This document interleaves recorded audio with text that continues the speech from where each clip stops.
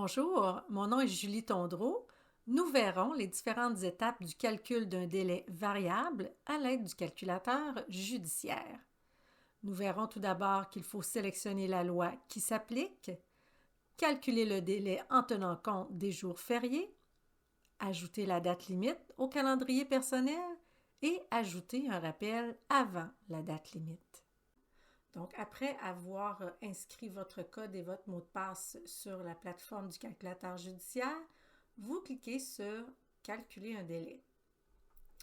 Ensuite, vous descendez un petit peu plus bas et vous avez un délai variable selon la loi qui s'applique à votre dossier.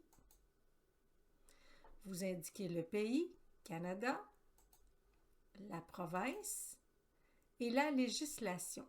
Donc, habituellement, pour des délais de procédure civile, c'est le Code de procédure civile. Vous allez le savoir dans votre procédure en regardant l'article qui est lié à votre procédure. Donc, habituellement, c'est écrit CPC, ce qui veut dire Code de procédure civile. Par exemple, si on veut calculer un délai de 15 jours pour une réponse, alors ici, on n'a pas à cocher fin de semaine, jour férié ou chômé parce que ça ne s'applique pas. S'il y avait une suspension des délais, on l'aurait indiqué ici. Et la date de départ, par défaut, c'est la date du jour. Donc, admettons que ma demande a été signifiée le 15 décembre 2023. Je clique sur « Calculer » et là, mon résultat apparaît ici. Donc, on a le 3 janvier 2024. Pourquoi? Parce que le 30 décembre 2023, c'est un samedi, mais le samedi n'est pas un jour ouvrable. Le dimanche n'est pas un jour ouvrable. Le 1er janvier, c'est le jour de l'an et c'est jour férié au Québec et au Canada. Et le 2 janvier, c'est aussi férié au Québec et au Canada. Donc, le délai a été reporté au jour ouvrable suivant, qui est le mercredi 3 janvier. Ensuite, on indique notre numéro de référence, l'acte de procédure, par exemple, ici, c'est une réponse, le professionnel, donc on va dire Maître Marc Quentin, et une note personnelle si désirée.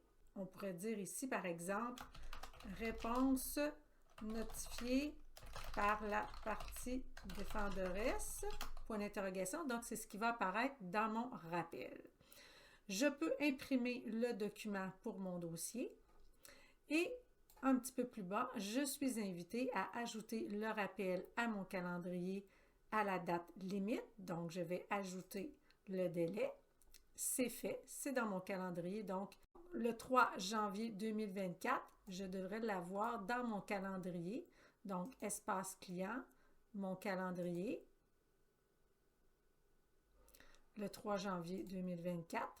Ici, on voit le dossier 6001, réponse date limite. Donc, c'est vraiment la date limite. Si je clique dessus, on voit le détail. Donc, réponse notifiée par la partie défenderesse. Donc, ça, c'est ma question que j'ai posée dans mon rappel pour savoir quoi faire à cette date-là. Alors, c'était seulement pour vous montrer que ça a été ajouté à mon calendrier. Dans cet exemple, admettons que je représente la partie défenderesse.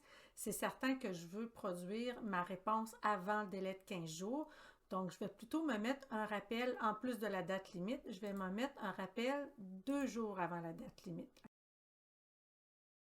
Ici, je pourrais écrire « S'assurer de notifier la réponse avant la date limite ». Donc, je vais cliquer sur « Ajouter ». Et là, je vais aller voir dans mon agenda, 2 jours avant la date limite, mon calendrier.